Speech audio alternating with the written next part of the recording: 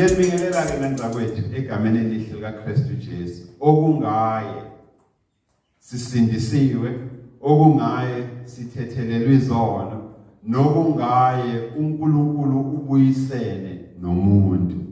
Hallelujah. Sigeni baleke bafethu ukumbonga uNkulunkulu, the manifest presence kaNkulunkulu phakathi kwethu. Ngeke silibale ukumbonga uNkulunkulu ngokuzivumela ukuthi sibe sebukhoneni bakhe. Amen. Simbonge uNkulunkulu nangomoya wakhe, the Holy Spirit.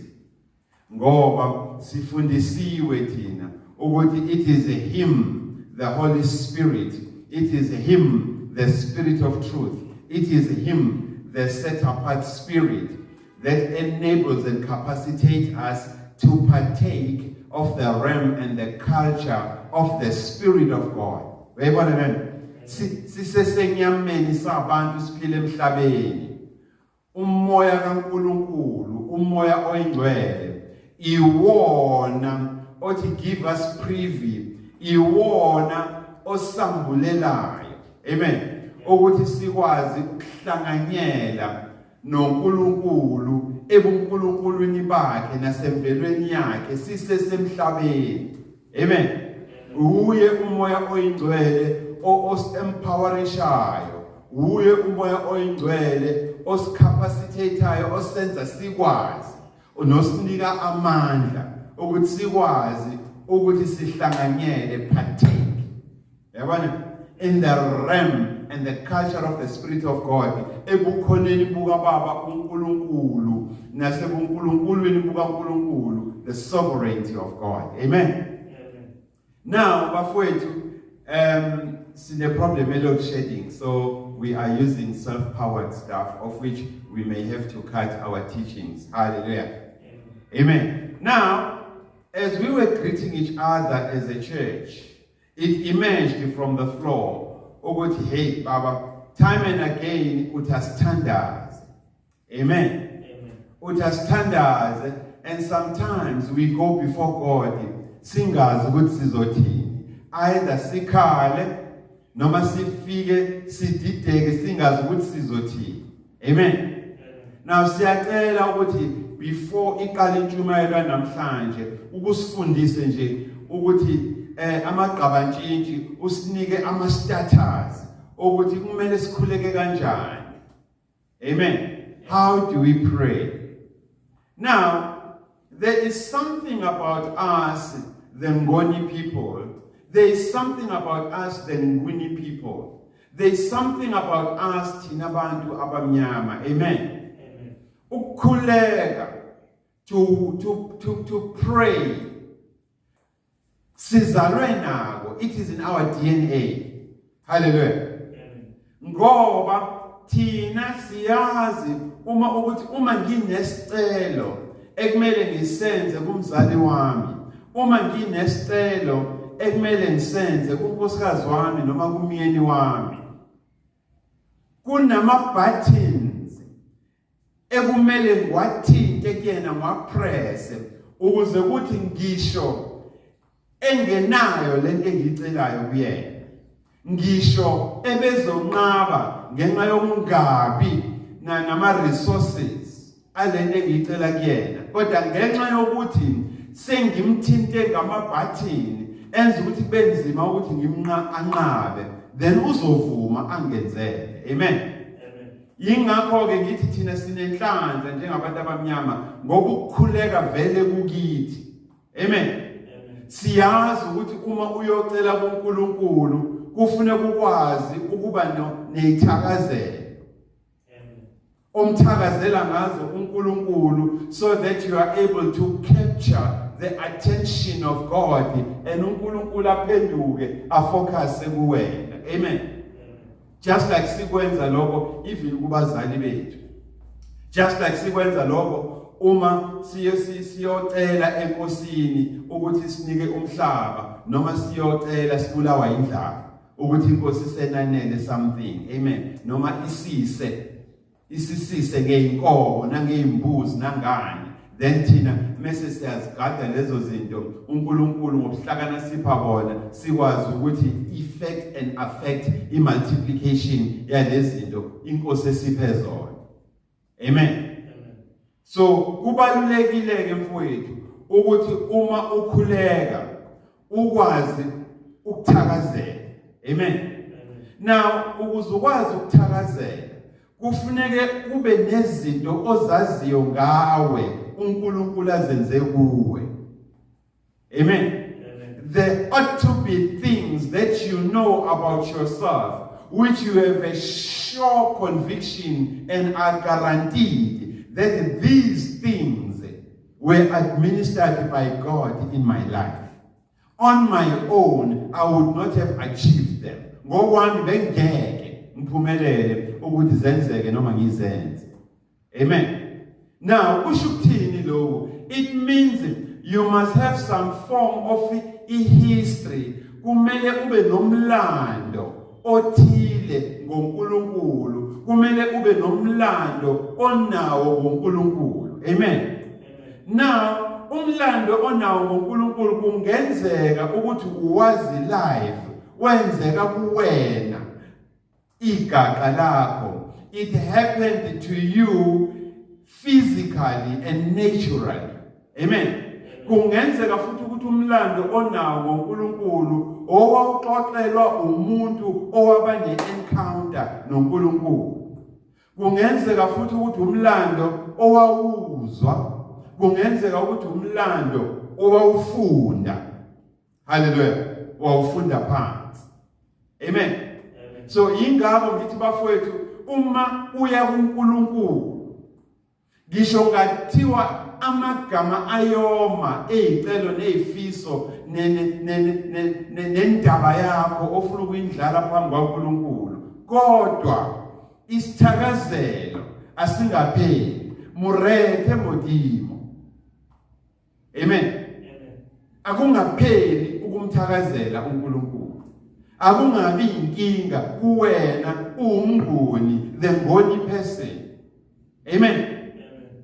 Ukuthi ukwazi ukukhuluma noNkulunkulu because naturally you are born with that embedded DNA to worship, to praise, to pray. Hallelujah. Ukudumisa, ukukhuleka, ukuthandaza nokuthakazela vele kuwena. Amen. Now uyabuza komunye umuntu othi kwa Sanctuary Family Church aside isikhathi ngifikile kuleli bandla. Amen. Kodwa uNkulunkulu ngizuzile ngitshela ukuthi ngivakashile kuleli bandla and I had a personal encounter with God and ngiyafisa nami ukufana nabanye abantu base sanctuary uma kufika ekukhulekeni nami kube khona engikukhulumayo ngikusho kuNkulunkulu. Amen. Now it's going to be very easy of you to pray and to worship and to praise God. Hallelujah. Ngoba what we will do like a sanctuary by the wisdom of the Lord, ngokuhlakanipha kaNkulunkulu and by inspiration by the Spirit of the Lord, ngokuvuselelwa nangokuguidwa sigayidwe umoya kaNkulunkulu. Thina uNkulunkulu siyalile ukuthi ake siqale lapha kulibo mpilo lakho ophuma kulona as a Nguni person, as an African person, siyonyakazisa, sithi stir the praise, sithi stir the worship, sithi stir the glory, sithi stir ukukhuleka, ukuthakazela nokudumisa. That is hidden and embedded right in your DNA ulibo mpilo lakho. Amen.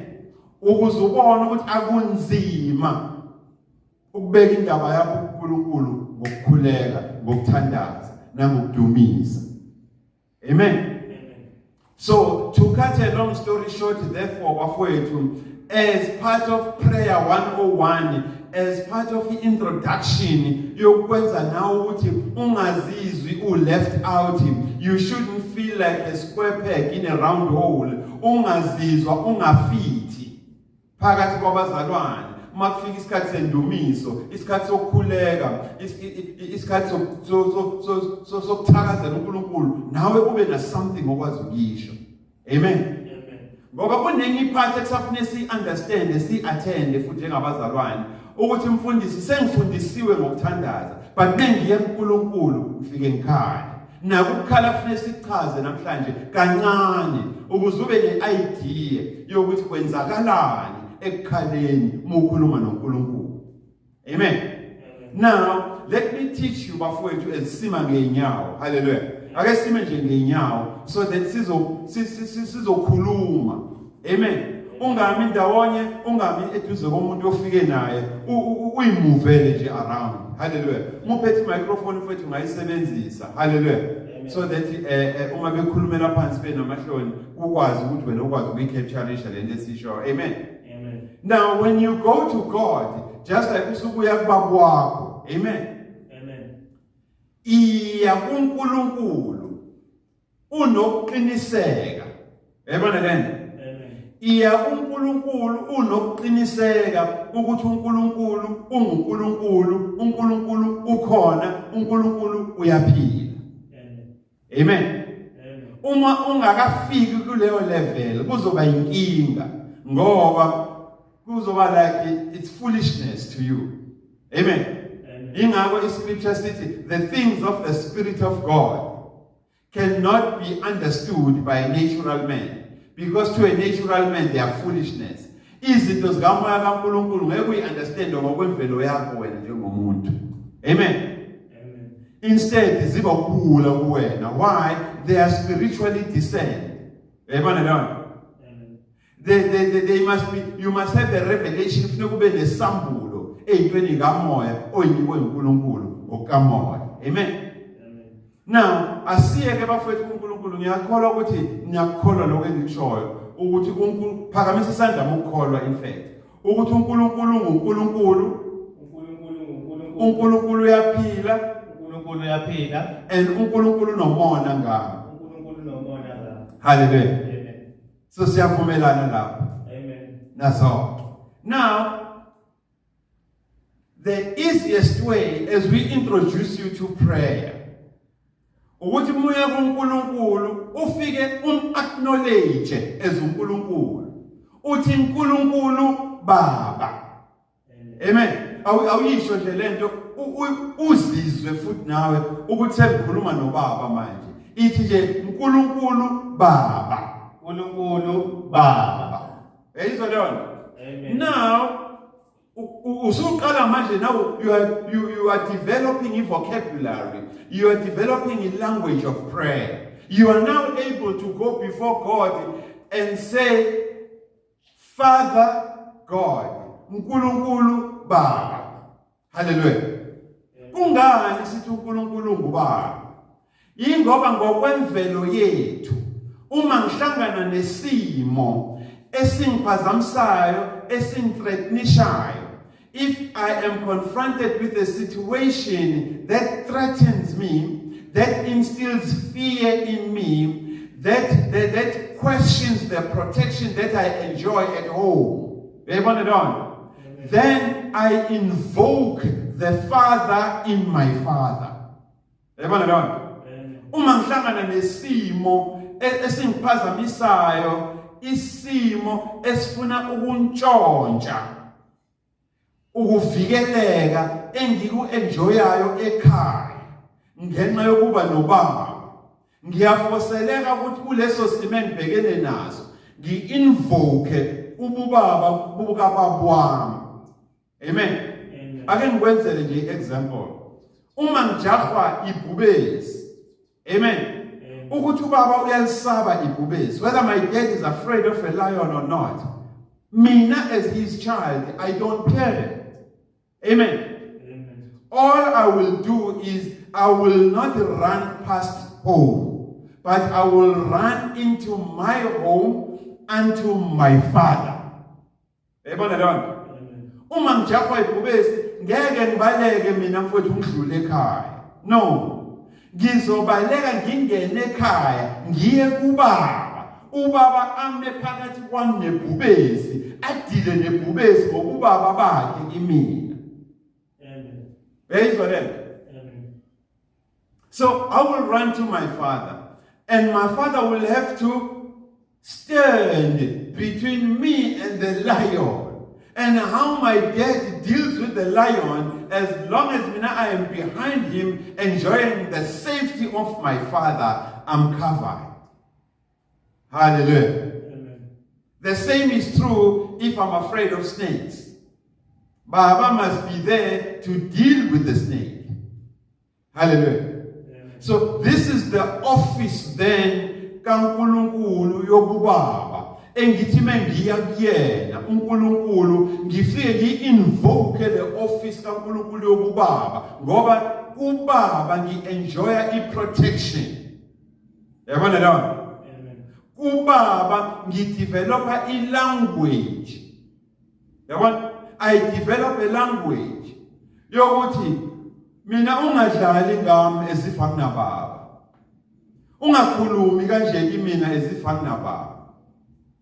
Ungayenzi lento ocabanga ukuthi uzoyenza kumina ezifana baba. Hallelujah. Amen. Ngiyakukhuza ngoba ngizokuceba kubaba. Yayibona lo? So ngiyakubaba futhi ngiyokuceba ukuze ubaba adile nale nkanuko, adile nalobubi ofuna ukubenza kimi. And the person okwazi ukudila naleso simo bani ubaba. So uma ngiya kuNkulunkulu ngiyo-invoka ngiyongqongqoza kwi-office lobubaba bukaNkulunkulu ingoba ngisuke ngiyocasha uNkulunkulu. Amen. Ukuze noma isiphi isimo sempilo engibhekene nazo kungabe isaba yimina ngqo engibhekene nazo, but kube isimo noNkulunkulu bese kuba yimina. Hallelujah. So that even the power, the might, the poisonousness, the virulity, the venom that is in the situation that I'm facing, it should not impact me directly, but idileni kubaba impact yayo. Ayihandlishe ubaba kambe yafika kumina, it is weak. Hallelujah. So you understand again now in your prayer vocabulary, in your prayer language, that when you go to God and you say uNkulunkulu Baba, then usum acknowledge uNkulunkulu as uNkulunkulu. Usum acknowledge uNkulunkulu as the one in whom you believe, you have faith in. Amen. And you enjoy ububaba bakhe, the protection that comes with the office yobubaba bukaNkulunkulu. Amen. Hallelujah. So sizothinike as we start our prayer language sifundisana ngokuthandaza. I'm sorry bafowethu, we are busy with i-theme ka-2024, but God wants us to address the issue of prayer right now and today, so that by the time you go home, at least you have a vocabulary, usune language, usuyakwazi ukuya kuNkulunkulu, ungasayinyezi, ungasekho shy, ungasekho fearful and afraid, and be able to speak to God and say uNkulunkulu Baba. Hallelujah. Amen. Now, yini engiyaziyo ngoNkulunkulu?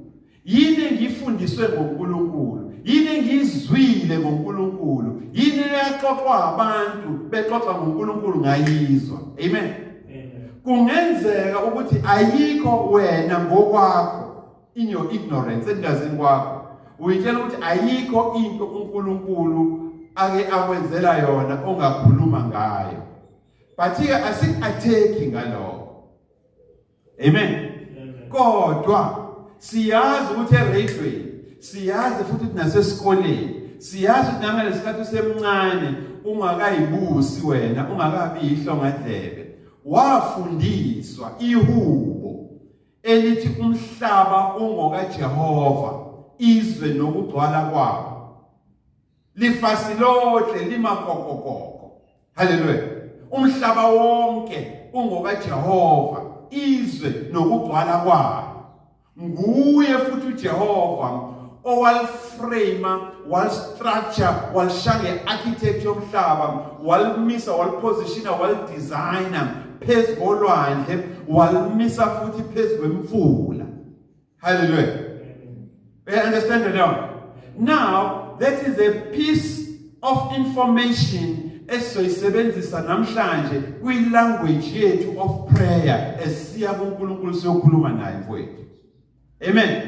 So uma ngiqeda ukuthi uNkulunkulu Baba ngizomtshela engikwaziyo ngaye ngoba sengenze njani manje ngiyamrera, ngenza njani manje ngiyamthoba, ngenza njani manje ngiyamthakazela ngoba sengifuna i-attention ne-focus kaNkulunkulu yonke ibheke kimina. Hallelujah. Ngimtshele engikwaziyo ngaye. Ngithe uNkulunkulu Baba, umhlaba wonke Jehova, izwe nokugcwala kwawo. Hey man, awisheri namuntu lento. Uyayibona mfowethu? Amen. Umhlaba wonke, and asikakhulumi ngezulu bafowethu. Sisakhuluma ngomhlaba kuphela. Uyayibona? Amen. Umhlaba wonke Jehova, izwe nokugcwala kwawo, lingelakho. Lingelakho nje uwena vele futhi. It is you, wena owusekele phezulu kolwandle. Nguwe futhi owumise phezulu kwemfula, umhlaba. Sikhuluma ngoNkulunkulu laba mfowethu. So, okusho ukuthi namhlanje before uhambe uye ekhaya uzobe usukwazi ukushaya introduction kuNkulunkulu. uNkulunkulu Baba, umhlaba wonke Jehova ungowakho. Izwe nokugcwala kwawo. Nguwe umise phezulu kwemifula, nguwe futhi osekele phezulu kwezilwandle. Amen. Kune condition futhi engiyaziyo, engifundisiwe.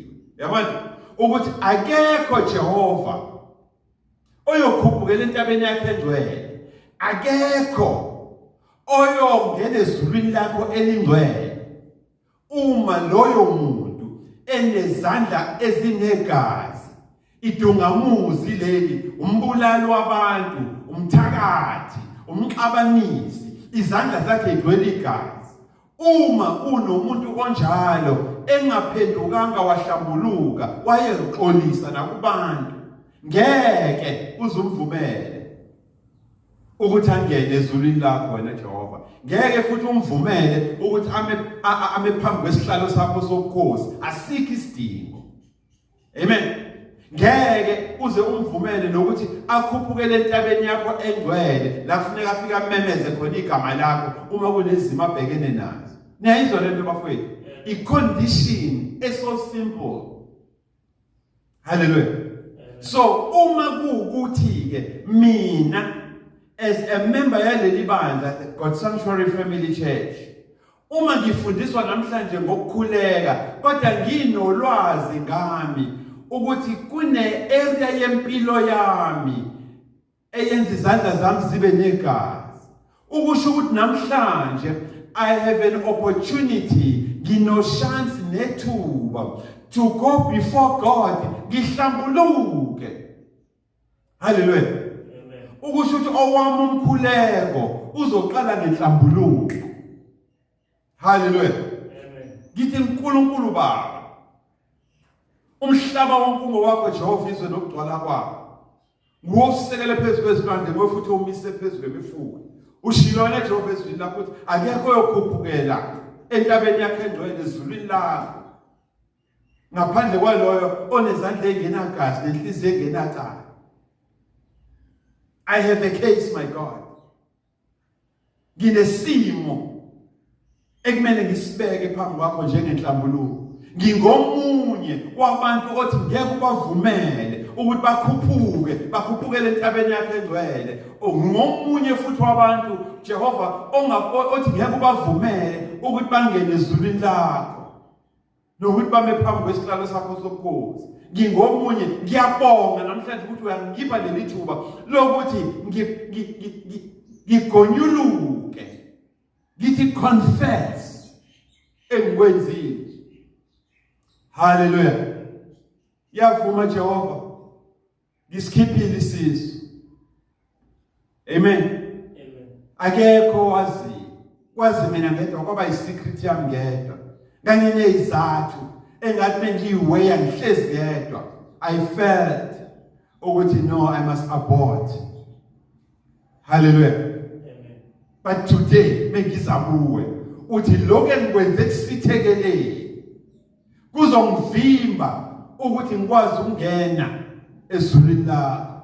Kuzongivimba ukuthi ngikhuphukele entabeni yakho engcwele ukuze ngikwazi ukukhuleka kuwe ngithakazele. Hallelujah. Nkulunkulu Baba, izandla zami zinegazi nenhliziyo yami inecala. Kunomuntu oboshiwe njengoba ngikhuluma Jehova, engamsulela ngokubende inyama engayidlanga. Hallelujah. Ngamsulela ngokubende inyama engayidlanga njengoba ngikhuluma nawe right now Jehova, uboshiwe lo muntu ugwetshiwe ngenxa yamanga engawaqamba ngaye. Namhlanje Jehova unginika ithuba wena lokuthi ngize kuwe ngihlambuluke. Hallelujah. Ukuze ngibuyele emuva futhi ngiyobatshela nengabaqambela amanga ukuthi abakhululwe ematilongweni ngaqamba amanga. Hallelujah. Niyabona ubaba kaNkulunkulu leli office lokubaba lilodwa, uyabona izinto elikhiphayo kwena eziba iphathi eziba ingxenye nawo yani ye language yakho of prayer. Eyizwa lento? They become part of your vocabulary of prayer. Ngoba the minute you acknowledge uNkulunkulu as a sovereign God, izinto ziyahlakazeka ezingebona uNkulunkulu. Amen. That which is not godly, which is anew, the minute you invoke the office of the Father in God, the Father in God steps in and begin to purify with fire your impilo yakho yonke. Hallelujah.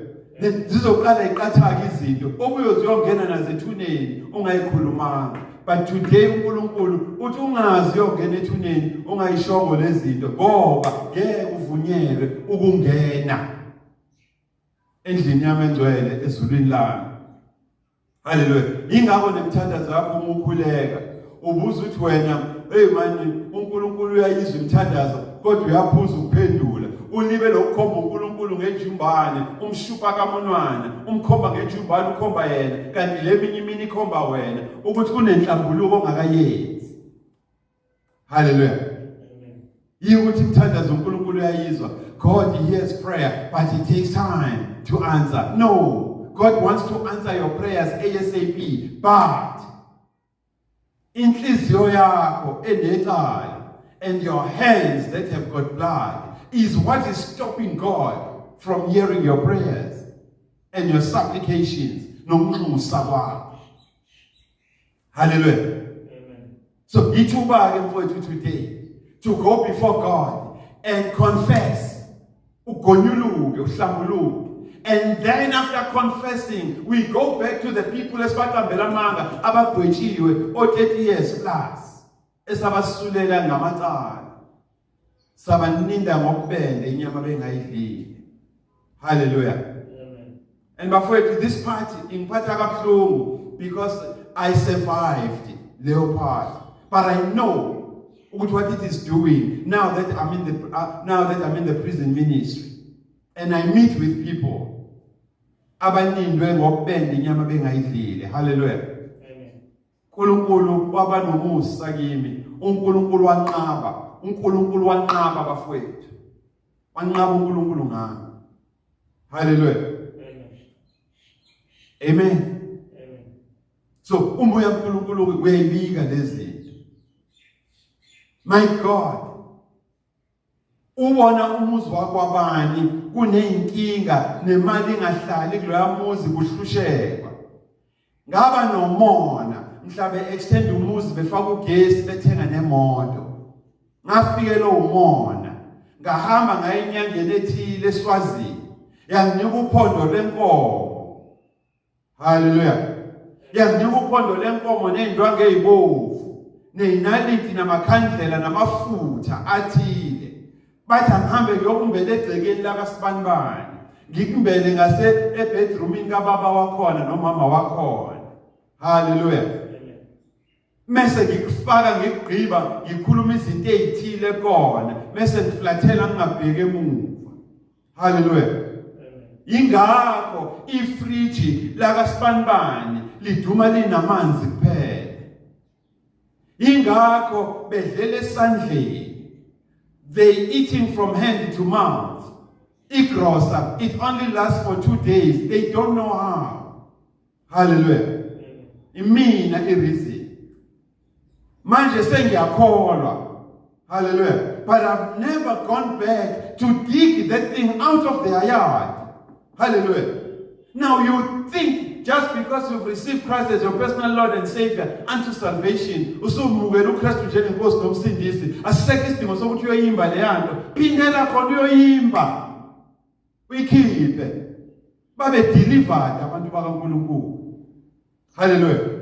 Ngoba ngeke uzukhuphukele entabeni engcwele kaNkulunkulu, ngeke uzuvunyelwe ukungena esandweni lezulu kaNkulunkulu engcwele nokuma phambi kwesihlalo sobukhosi kaNkulunkulu uzobika izimo obhekene nazo ungakayi kuyoyimba le yanto. Hallelujah. Niyayizwa bafowethu lento? Are you understanding what the Spirit of the Lord is saying to us as a church? Ngeke akekho yokhuphukela entabeni engcwele kaNkulunkulu noyoma phambi kwesihlalo sika Jehova esingcwele noyongena ezulwini likaNkulunkulu uma inhliziyo yakhe inecala kanjalo futhi nezandla zakhe zinegazi. You are guilty. And you think guilty yakho uzoyimboza ngokuthi hayi sesontweni labazalwana abasindisiwe ngamukela uKristu njengenkosi nomsindisi. No. Akuphelele mfowethu wozala esanctuary sikuphele ngezwi kaNkulunkulu. Hallelujah. But we are born bafowethu ukuthi kuko konke, in all that we have said, there is a language of prayer, there is a vocabulary, kunolimi lokuthandaza, kunolimi lokudumisa, kunolimi lokukhuleka oluvelayo, olunye luvezwa amacala vele wena onawo kanti uthi awukwazi ukukhuleka uNkulunkulu kodwa kunamacala kufanele kwabike uNkulunkulu. Kunabantu ekusafuneka kuye endlini zabo nasemayadini abo uyokhipha izinto. Kunemoto ekusafuneka kuye kuyona uyokhipha lento owayifaka ngaphansi kuyona ngasethayini. Umnini wayo akazi. Uyamangala nje, uyahlehla ushayisa igate, uyangena esibuko sishayisa udoro. Kwenze njani? Akazi. An insurance ayikhokheli lezi zinto. Kufuneka akhokhe from iphakethe lakhe. Amen. Kanti wena uyireason useyesaba noma imoto yenza ingozi ngoba uyazi ukuthi kumele wahamba futhi wayireporta ku-insurance lento ipremium yakhe per month izonyuka ngenxa yakho. Hallelujah. Phele 3 years manje imoto imbambathekile imapotopoto uyesaba uya ku-insurance ukuthi abatheli bamlungisele ngoba i-excess izokhuphuka khuphuke futhi nani ne-premium installment per month. And we reason uchaze kufile ukuthi noma ubabuka beyiwasha imoto yakhe ngomgqibelo beyipolisha amasondo injani but ipotokile. Hallelujah. Nike ngibona lento bafowethu empilweni. Amen. Hallelujah. So kumele ke bafowethu sisiye kuNkulunkulu with that heart, leyo nhliziyo. Yazi iBhayibheli all those we don't call it iBhayibheli la esanctuary sithi imbhalo engcwele. Amen. Embhalweni engcwele in the Holy Scriptures it is written ukuthi Davida. Hallelujah. Kuko konke impambuko nokuphambuka kwakhe, but there was something about his heart. Kwakunento attracta uNkulunkulu ngenhliziyo yakhe. Hallelujah. Amen. Scripture teaches us ukuthi David's heart was perfect with God. Hallelujah. Amen. So nathi ke bafowethu sisika leyo pattern, we are that church whose heart is perfect with God. Hallelujah. Amen. And the perfectioning of our heart is what allows God to do extraordinary things and the imangaliso, things that on our own ngeke sikwazi ukuzenza thina. It is because our heart is perfect with God. Hallelujah. Amen. But are you developing a language njengoba sifundisa abafowethu? Kunezinto engikwazi ukuzisho but uNkulunkulu uzozambula kuwena as long as you are ready and willing ukufunda ukwazi ukukhuleka kuNkulunkulu. Hallelujah. Amen. Mhlaba wonke Jehova ngowakho izwe nokugcwala kwayo. Hallelujah. Akekho ukhuphukela endaweni yakhe engcwele ngaphandle kwalona isandla engenagazi nenhliziyo engenacala. Amen. Wow. Khuluma uNkulunkulu bafowethu. Amen. Now, uma uthi umhlaba ungokaJehova izwe nokugcwala kwawo, uyam-acknowledge uNkulunkulu as the author, umqalisi nomphelelisi wensindiso yakho. Yabona lona? So okusho ukuthi namhlanje kwi-prayer vocabulary yakho masumbizile uNkulunkulu ngobaba wase uhlambuluka lezo indawo one-guilty kuzona, inhliziyo yakhe necala kuzo, nezandla zakhe negazi kuzo, then uzoqhubeka umrethe uNkulunkulu, umthophe uNkulunkulu, umthakazele. Hallelujah. Uthi wena Jehova nguwe oyi-author and the perfecter, nguwe oyi-author and the finisher, ungumqalisi, ungumphelelisi nomfezi wensindiso yempilo yami. Uma uNkulunkulu leso simo empilweni yakho, okusho ukuthi ke mazise futhi ukuthi lokho ngikusho ngoba there is no any other God besides you. Yabona lo? You are God alone. There is no God with you. There is no God besides you, and there is no God before you. Yabona lo? Uyamtshela uNkulunkulu cash awufihleli ngoba vele umamukelile, wam-acknowledge ukuthi vele uNkulunkulu. Hallelujah. So uya uNkulunkulu mazise ukuthi uNkulunkulu baba kubo bonke uNkulunkulu abakhona nesenzwile ngabo. Hallelujah. Kubo bonke uNkulunkulu akekho ofana nawe, akekho onjengawe. Hallelujah. Abanye uNkulunkulu bavikelwa ngezibhamu, abanye uNkulunkulu bayarivenjelwa kube nerevenge, kodwa wena uyile nhlobo kaNkulunkulu engarivenjelwa umuntu wenyama. Hallelujah. Amen. Ngoba thina abantu benyama owethu uNkulunkulu i-revenge belongs to him. Uyena odecidayo ukurevenge noma ungarevenge. Hallelujah.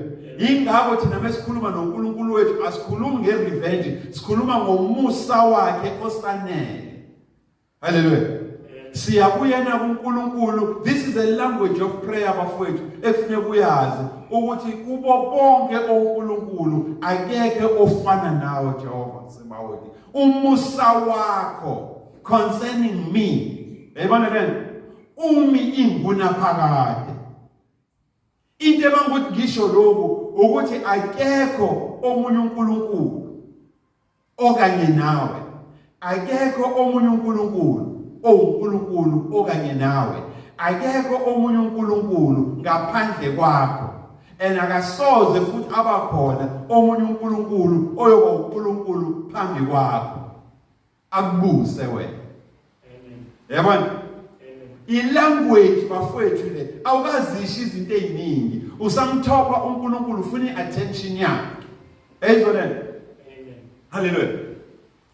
Umtshela uNkulunkulu ukuthi i-reason ebangukuthi ngikhulume konke lokho ingoba wena uNkulunkulu kusukela emaphakadeni kuye emaphakadeni, from everlasting to everlasting, thou art God, uNkulunkulu nje, full stop. Ayikho enye indlela yokuphila oyaziyo ngaphandle kokuba uNkulunkulu.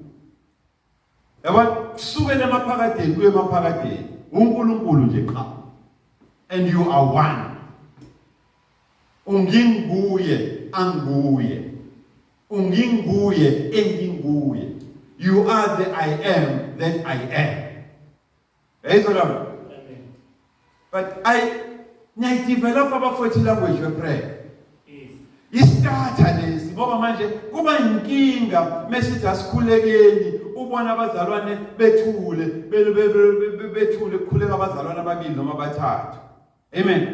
And ngeke size simblame iphutha silenzile siyaxolisa, asinifundisanga ukukhuleka. Sa assume ukuthi now that you are here seniyakwazi ukukhuleka. Hallelujah. Amen. Bafowethu sivumelene ukuthi namhlanje umoya kaNkulunkulu ngomkhuleko uzofika uthini? uNkulunkulu Baba. Awusuka madoda. uNkulunkulu Baba. Kungani sivungqongqoze ofisini lokubaba kaNkulunkulu? Ingoba kubaba si enjoya ini? I-protection. Yabona? Amen. Si enjoy ukuvikelwa, siyadefendwa. Kanjalo futhi office lokubaba siyakwazi ukuyoceba kulo zonke izimo including ububi abantu abafuna ukwenza kithi, amanyala abafuna ukwenza kithi, siyabatshela ukuthi nginobaba mina ngeke uyenze lento kumina, nginobaba mina ngeke ukhulume kanje kimi. Hallelujah. Amen. Ngisho sebephethe ikhali abazakhele thina, siyabatshela ukuthi there is no weapon formed and fashioned against me. Akosikhali esakhelwe mina esiyaphumelela, nginobaba mina. Amen. Hallelujah. Eyizona khuluma noNkulunkulu manje. Ngiyamtshela ukuthi ngenxa nje yokukhona bakho uNkulunkulu wami empilweni yami, akukho sikhali esakhelwe mina. Ngisho upoison osaphekwa njengamanje omixwayo upoison, awukho nawo awuzisa wona uphumelele. Hallelujah. Thina sinyathela inyonga mfowethu epoisonous. Amen. Hallelujah. Amen. Singenzeki lutho. Amen. Amen. Mtshela uNkulunkulu ukuthi ungifundisiwe futhi ngezwi lakho ukuthi even ulimi, any tongue that rises in judgment against me, noma iluphi ulimi oluphakamayo ukungijaja nokungisola nokungininda ngoba endinyama ngingayidlile ezintweni engingazazi nengingazenzanga, kodwa ngenxa yabahlebi bakhuluma ngami bathi mina ngukuthi nokuthi, wena Jehova ushile ezweni lakho ukuthi lezi zinto lezi hayi man izinto esesishaya indiva le. Amen. Sishaya indiva lezi zinto because we just condemn it. Yabona? Angasishaya ifindo man ngoba vele udoti sishaya ifindo lento sithi silahle lapha kadustbin kahela. Amen. Ngoba vele ayinasabele empilweni yethu. Hallelujah. Are you learning something bafowethu namhlanje? Kwi-prayer 101 yethu ebesithi ezivele uNkulunkulu nje wasihijeka wathi asidile nayo ngenxa ukuthi abanye bethu mesikhuleka abazi bazothini. Amen. And ngiyaxolisa abafowethu silenzile namhlelo phutha la esanctuary lo assume ukuthi the fact that siyahlangana Wednesday senza ama Bible study 999 uyakhula kanti hayi. Hallelujah. Ukhona ngokwengqondo safune sidile nesimo sakho sakwamoya.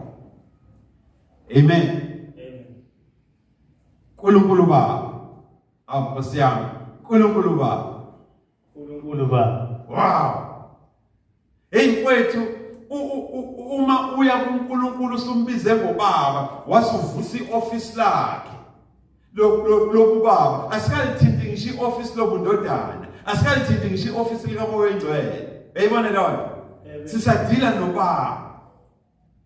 Ngenxa yenjabulo uNkulunkulu ayiletha empilweni yakho ngokumamukela ukuthi uNkulunkulu futhi uyaphila. Nguye okwazi ukuvusa umuntu kwabafileyo njengoba amvusa noKristu Jesu. Wow. Kunento uNkulunkulu engizwayo emphefumulweni wami. Hallelujah. Kunento Jehova engizwayo emphefumulweni wami. And umphefumulo wami Jehova ugcwele ukubonga ngendlela eyisimanga. Ubonga wena. Hallelujah. Amen. Umphefumulo wami Jehova ugcwele ukubonga. Ngiyakubonga Jehova. Umphefumulo wami uyakubonga. Amen. Amen. That's the whole of me, mina wonke, the entire me. Mina wonke iphelela, my entire being. Eyizolene. Ibonga wena Jehova. Angazi ukuthi ngiswele imlomo eyinkulungwane ukupha udumo lokufanele. Uyayizwa leyo prayer vocabulary. Amen. Hallelujah. siswele imilomo yokubonga Jehova. Amen. Umphefumulo wami uyakubonga. Nokonke okuphakathi kwami kubonga wena. Hallelujah. Hey, mengithi ngiyaqalaza la ngiphuma khona. Ngibheka indawo ebengena kuzo, abanye bengaphumi bebengene kuzo, kodwa mina somehow ngiphumile, hayi ngokuqonda nokuhlakanipha kwami. Hallelujah. Amen. Ngiphume la abanye khona ukuthi masebengene khona bangaphumi. Ngayitshela ukuthi ngislovers kanti wena Jehova unenjongo ngami. Hallelujah. Ingakho ke mengiza kuwe namhlanje ngoba nabangani bami sengabangcwaba abanye babulawa yilento esasisebenzisa nabo. Amen. Abanye babulawa yilento esasisebenzisa nabo. Abanye futhi babulawa yilento nathi esasibulala ngayo abanye abantu uma sibathathela imoto zabo noma singena emzini yabo. Amen. Babulawa yona lento nathi esasiyikhipha sikhombe ngayo abantu. Kodwa nabo ngisekhona. Nginokufakaza ukuthi khona yake yangishaya ethangeni eyophuma ngale, yangishaya enye ekhanda, angazi ukuthi ubuchopho bami basinda kanjani. Hallelujah. Nginalobo bufakazi. So ngimi phambi kwakho ke Jehova manje ngithi konke okuphakathi kwami kubonga igama lakho elingcwele. Yezwa lona ngenxa yobufakazi onawo. Hallelujah. It is you and you alone, my God. Ongophulayo okubini. Akekho omunye owangophula kubona. Hallelujah. Ngiyakhumbula ngelinye ilanga Jehova sahamba sayontshontsha endaweni ethile kodwa amakhamera mina awangibonanga face to face kodwa ngangihamba nabo amakhamera babona. Angazi kwenzeka kanjani. Hallelujah. Kodwa now that usuhambele kimi ngomoya wakho kaze ngajabula uma bengibiza bethi asiye endlini kaJehova. Buka manje ukuthi ungivezele imfihlakalo zezulu engakanani. Hallelujah. Are you learning anything bafowethu? Amen. Ikhona language enitholayo yasikhuluma. Amen. Boy. Yamuza uNkulunkulu uthini? We pray. Hallelujah. Amen. Wow. Now, I can say that Psalms, the Tehillim. Hallelujah. I can say that Psalms, the Tehillims. Hallelujah. See that Psalm 57. Is it 57 or 58?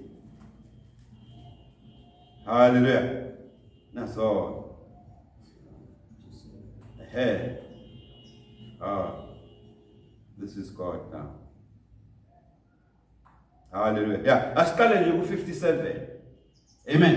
Now, abaningi bethu ngenxa yesimo se-economy somnotho kwicountry, ngenxa yokungabibikho kwemisebenzi, ngenxa ye-corruption esi-experienceayo as a country. The country as we speak is in ICU. Hallelujah. Idla ngamapayipi. And uma country idla ngamapayipi, thina zakhamuzi zakhona, we bear the brunt and the burden yokuthi country idla ngamapayipi. Kunyuka intela. Amen. Intela yokudla, intela kapetrol, intela yamabond, imali yesikole, ugesi, amanzi, kuningi ongakubala. Amen. Kuthola ukuthi ngaleso sikhathi isalary yakho imali onayo ayinayo i-cushioning factor yokuthi ikwazi ukuthi icushine lama punches that our country is throwing at us as a people. Amen. Amen. Kunabantu abaziyo abayingxenye yayo le corruption bona bazweni lutho. Amen. Amen. While kukubi bona bayingxenye yalento abanalo uzwelo, abalethi ngisho ama-toilet paper ey'koleni, abathengisha icathulo bazodonate ey'koleni, bathenga ama-sanitary pads bazonika iy'ngane zalaba sebehluleka ukwathenga. Amen. But so discussa ngelinye ilanga leyo okwamanje sikhuluma ngani ngokwazi ukukhulela and siyokhuleka kuNkulunkulu uNkulunkulu ke ngizocela futhi ungiphe namandla wealth nokuyimanage iwealth so that ungabenefithi mina ngedwa kwiwealth but nalabo abakhuleka kuwe abakhulekela ukubeka isinkwa etafuleni labo ungipha amandla okwazi ukucreate imisebenzi ngibaqashe ukuze bakudumise wena bathi imthandazo yabo uyiphendulile ngothwala. Hallelujah. Amen. Ake siyeke bafowethu lapha ku Psalm 57. Hallelujah. Psalm 57. Amen. Psalm 57. Ngikuphi kanti mina? Hallelujah. Now, Psalm 57 siubiza the second book of the Tehillim. Incwadi yesibili ya Psalms. Yes. Amahubo ngesiZulu. Sorry. Ama-Psalms ngesiZulu amahubo. Amen. So sivula ke amahubo 57. Amen. Now besayichaza ke indaba yamahubo bafowethu ukuthi amahubo ayincwadi yesibili kumahubo kaDavide. Hallelujah. Amen. Amen. La esanctuary yoNkulunkulu sambulele ukuthi musuka ku Psalm 42 uze uyoma mhlambe uziyoma ku Psalm 72. Yes. Uma suka ku Psalm 42 uziyoma ku Psalm 72. Lawo ma Psalms lawo siwabiza ngama SOS. You understand? Amen. Ama Psalms ama SOS. Now, you send an SOS when you are in distress. Angithi? So, these are Psalms oyakuwona uyobuild up ilanguage yeprayer yakho if you are facing a distress. Amen. It's a distress call. You are in a situation, a distress situation. You understand? Amen. You are in distress. Angazi ngizoyibeka kanjani distress ngesizulu kahle. Amen. But you are sending an SOS. Labantu laba bahamba ngemkhumbi bazokutshela ukuthi umkhumbi umushawa magagasi ungena amanzi ugcwala amanzi ukuthi umkhumbi uyaminza. Amen. Uyacwila. What they do emkhunjini is they shoot izinto ezithile into the atmosphere emoyeni. Amen. Lezo zinto lezo izona ezitshela eminye imkhumbi around area ukuthi omunye wethu uyacwila, omunye wethu usenkingeni, omunye wethu ubhekene nomzima.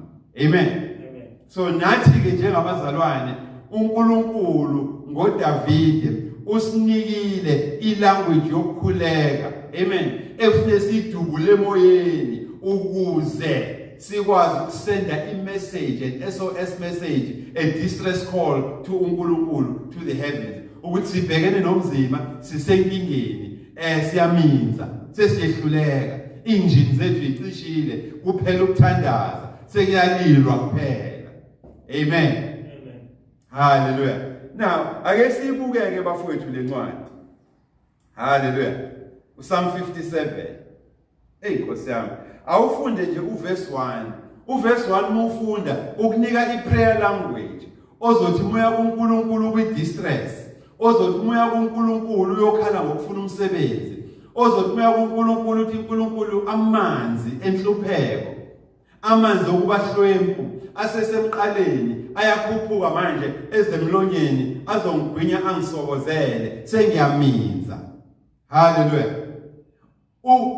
Umkhuleko ofuneka ukusho kuNkulunkulu ukuthi uNkulunkulu be merciful kimina sekuyabheda akusemnandi ibhizinisi ayihlangani yonke into engihlanganisayo business wise iba agreement in principle.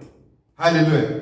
Nothing is being realized from in principle to a full actualization of ideal esikhuluma ngayo. Amen. Now saying uNkulunkulu ngiyokhuluma naye ukuthi I am now in distress.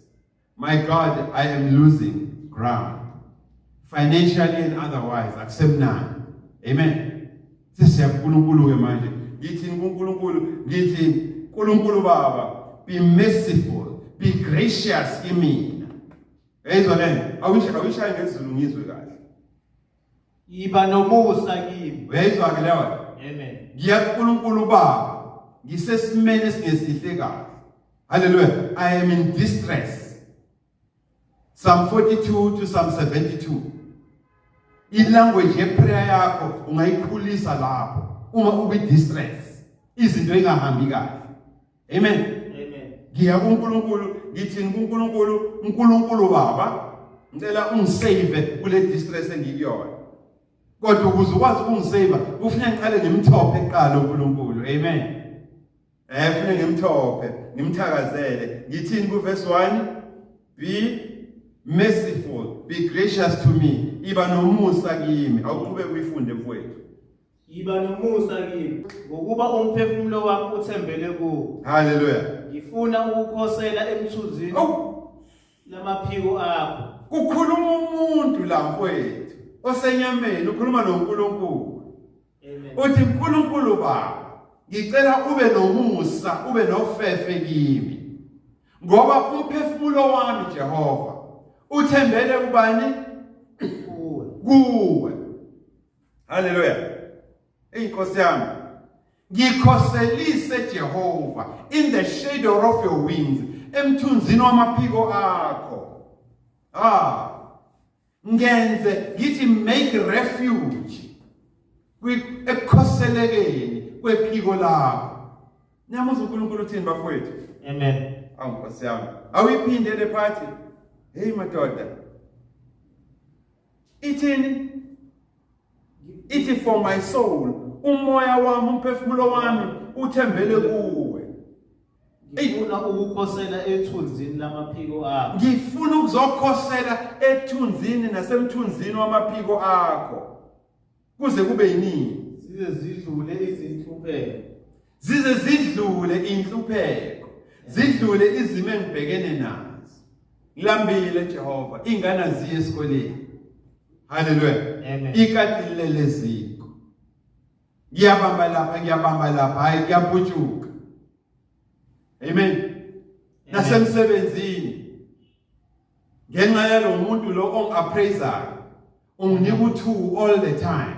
Any inflation ayinandaba no2 wami. Iyayihlafuna isalary yami. Ngenxa yokuthi nje lo muntu lo ongimanajayo uyi-racist. Hallelujah. Unocalucalulo. Kwa position le engikuyona wayefunela umngane wakhe, wangayithola umngane yatholwa yimi. Manje uyalwa nami. Uma kwenzekile wanginika u3, uyayinyusa ibracket yesalary yami so that i-tax, mingeni i-tax iyenze isalary yami ibe lower than it was before banginika u3. Ngisempini Jehova. Hallelujah. And akekho omunye ngakhala kuwe ngaphandle kwakho uNkulunkulu Baba. Ngoba lesimo engibhekene nazo sidinga ngqongqoze kwi-office lakho lokuba ubaba. Hallelujah. Ngiyacela ke Jehova ungikhoselise. Ngoba vele ngokomthetho Jehova ngeke ngibaleke ngidlule ekhaya ukhona. Hallelujah. Ngizobaleka ngize kuwe njengobaba wami. Even indodana yolahleko yasho njalo yathi mangisuka la ngikhona la ngicabanga ukuthi ngokuclever khona ngizosuka ngiqonde ekhaya ngiye kubaba ngifike ngithi baba ngonile phambi kwakho naphambi kwaNkulunkulu ngicela uxolo uma kuwukuthi usangidinele ngenze at least omunye wabasebenzi bakho. Hallelujah. Khuluma mina umoni laba mfowethu esengihlangene noKristu Jesu oba inkosi nomsindisi kimi ngezwe ebandleni njenge-sanctuary lafike langifundisa ubuNkulunkulu bukaNkulunkulu. Hallelujah. Amen. Izinto ayihlangani. uNkulunkulu uzothi ake sibheke ke kuqala ukuthi inhliziyo yakho ayinaso yini isazela. Are you not guilty wena ngokwenhliziyo? Izandla zakho azinalo yini igazi? Hallelujah. Ngoba ngeke uphumelele kunabantu onyathela phezukwabo. Asibakhulule nabo while nawe ukhululeka. Uyasho uPostoli Paul uthi my desire, isifiso sami ukuthi nibe rich. Eyibona nani? nibe rich even as your heart as well nayo futhi iba rich. Hallelujah, ngokukaMoya. Inkosi yami, ukuze ngikwazi ukukhosela emaphikweni kaJehova uNkulunkulu, zize idlule nami lezi bengibhekene nazo. Angibakhulule namabanye okuyimina ngabafaka ezimeni ababhekene nazo. Angihambe ngiyomba lezi zinto engayifihle emayadini abo. Angihambe ngibuyele enkantolo ngiyokhuluma iqiniso nalabe ngabasulela ngokubenda inyama bengayidlanga ngabathwesa amacala abangawazi. Hallelujah. Amen. Khuluma uNkulunkulu bafowethu. Akhulumi mina. Thina, all that we are doing is we are improving, we are augmenting, sikhulisa ilanguage, ulimi lakho, your prayer vocabulary. Hallelujah. uNkulunkulu Baba iba nomusa kimi. Awu Nkosi yami. uNkulunkulu Baba iba nomusa kimi. Ngoba vele umphefumulo wami akekho umyothembele kuwe ngaphandle kwakho. Ingakho umphefumulo wami ukubonga Jehova nawo wonke ophakathi kwami kubonga igama lakhe elingcwele. Hallelujah. Hey Nkosi yami. In the shadow of your wings, emthunzini wamaphiko akho Jehova. Ela ukukhosela ngenze kube indawo yami yokufika imicibisholo yempilo. Hallelujah. Zize zidlule nale micibisholo engibhekene nayo izidlule empilweni yami. Manje angisenayo ke language yokukhuleka Jehova. Sengigcwele inyembezi mengiza kuwo. Uthini uverse 2? Ngizakukhala kuNkulunkulu ophezulu konke. AwuNkosi yami, ngizokhala mina kuNkulunkulu ophezulu konke. Sebengitshelile ukuthi kunendoda engathi menginika u15,000 rand noma u25,000 rand ingophule kulezi bengibhekene nazo. Izinginike nezigubu, inginike nesiphambano esibheke phansi, inginike nentambo engizoyifaka okhalweni, inginike nemithi ezoyibopha esihlakaleni la kumankonyane, izinginike nama roots, impande. Hallelujah. Engizoyifaka phansi kolimi. Kodwa kuwo wonke lo I know ukuthi kuyizeleze. Hallelujah. Mina ngikhala kuJehova. Kodwa ngiyazi ukuthi kubo bonke uNkulunkulu bekhona. Akekho ofana nawe ngoba umusa wakho concerning me ngami. Amen. Umusa wakho concerning me. Hallelujah. Amen. Necebo lakho concerning me. Angeke umuntu. Every word that proceeds from your mouth concerning me, every thought that proceeds from your mind concerning me, uNkulunkulu wami, it will never return void kuwena, but it will accomplish that which wena uNkulunkulu you ordained of me before I was and before the world was, so that I lead a quiet and a peaceable life in all godliness and reverence. This is the language of prayer. Hallelujah. Izwi likaNkulunkulu, izwi lakho, nemicabango yakho ngami, ngeke ibuyele kuwe Jehova ilambada. Kodwa izogcwalisa umsebenzi wena Jehova oyithumela ukuthi yenze, ukuze mina ngiphile kahle. Hallelujah. Amen. Peacefully so. Kube nokuthula. Noxolo, even komakhelwane engiphila nabo. Hallelujah. Ngizokhala mina kuNkulunkulu Baba, the Most High. Khala Jehova. Now, yazile mfowethu sisazofundisana ukuthi kunomahluko between prayer and crying. Hallelujah. Washa. Nkulunkulu okhuluma abafowethu bese ayiplanile le. There is a difference between praying and crying. Kubhaliwe. Hallelujah. Now, when you pray, mawukhuleka, basically usukuthumela ipetition, ikhalo onazo ngawe nangezimo zempilo nendawo ohlala kuyo kuNkulunkulu. Hallelujah. You are petitioning God. Hallelujah. When you pray also usuke uyisa ukubonga uNkulunkulu. Amen. You are being thankful. Uyabonga uNkulunkulu. Hallelujah. Kanjalo futhi uma ukhuleka kunale language esisebenzisayo njengabazalwane usuke umesikhaleni uintercede kunesimo esizayo osibonayo esingesihle usivimba before senzeke. Hallelujah. Amen. Uyakhuleka ke mfowethu. Uyathandaza.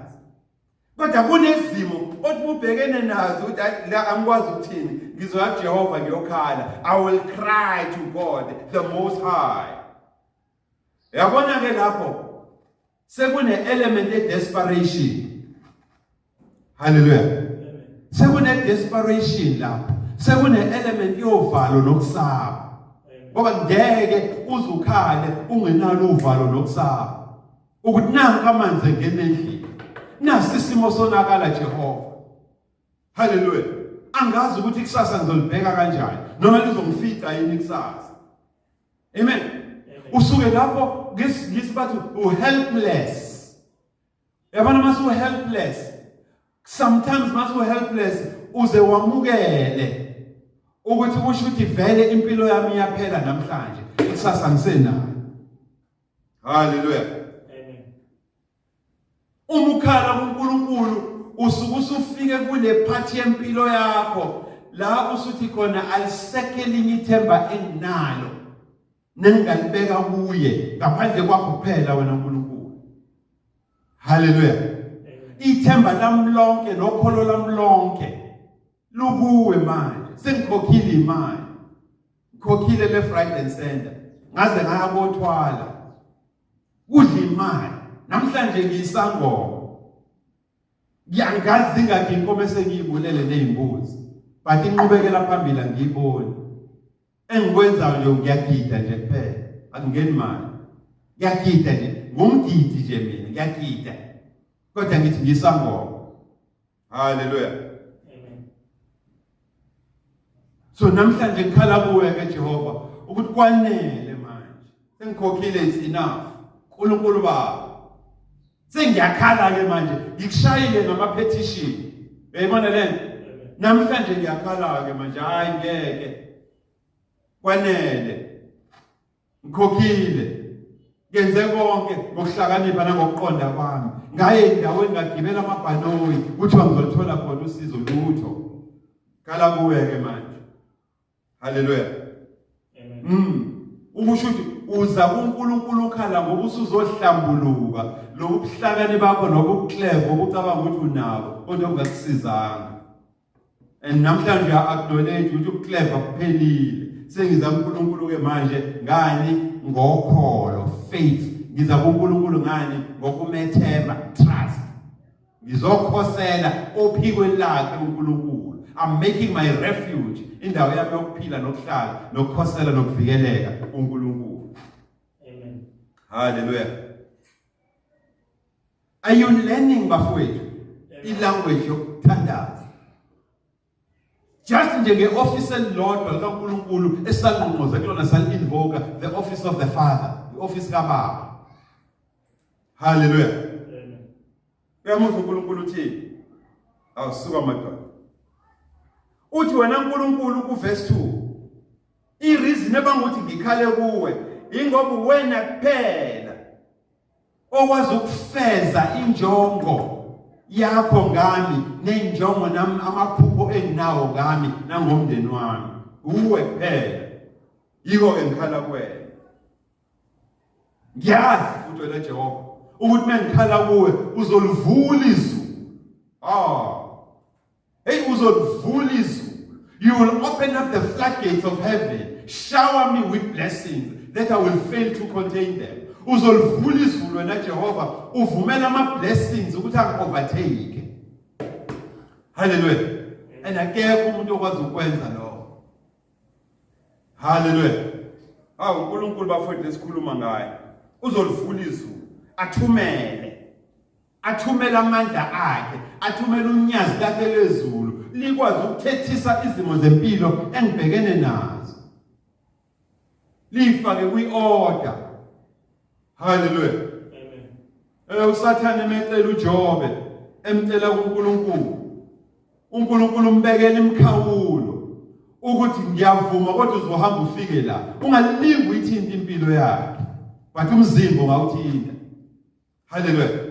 uNkulunkulu wethu ke lo bafowethu esimthandazayo ubeka imkhawulo ngomlilo kaMoya wakhe ezimenze impilo ezisiathekayo ukuthi noma ungabashaya enyameni but sengifikile mina Jehova ungalithinti inhliziyo yabo ungalithinti ukholo labo baze baphenduke bangithuke.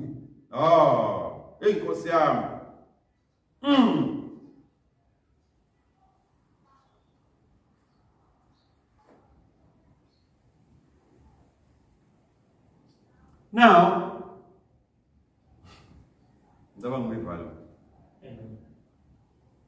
Now, ngiyacabanga bafowethu ukuthi today namhlanje siyamukela ukuthi uNkulunkulu uneyinhlelo zakhe anazo ngawe, anazo ngami, anazo nangathi nangabantu bakhe nomhlaba wonkana. Amen.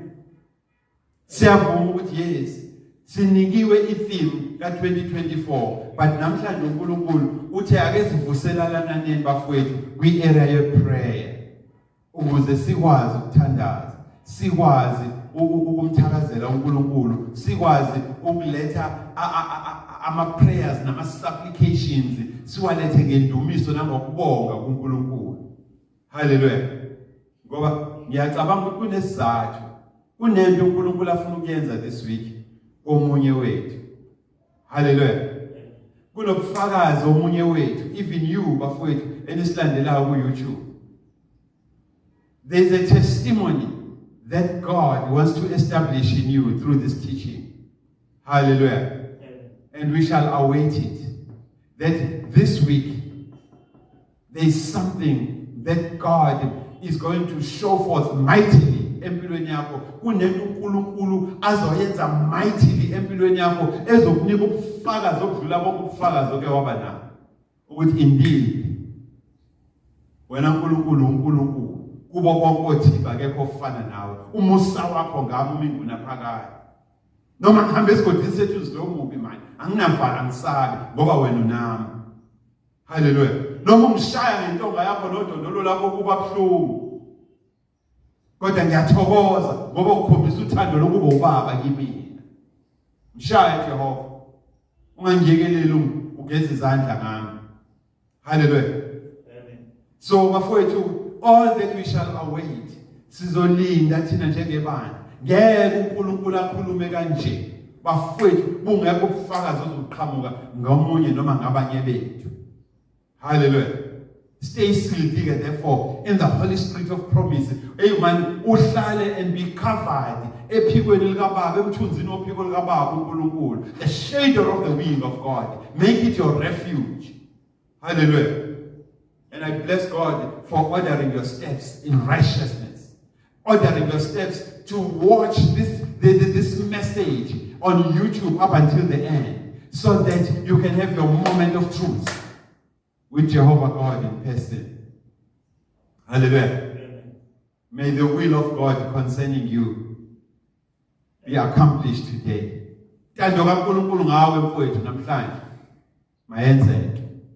Hallelujah. Ibo ubufakazi kubantu abasamdoubta uNkulunkulu, abasamngabazi uNkulunkulu ukuthi uNkulunkulu. Ibo incwadi ebhaliwe wena ube ubufakazi kubona. Hallelujah.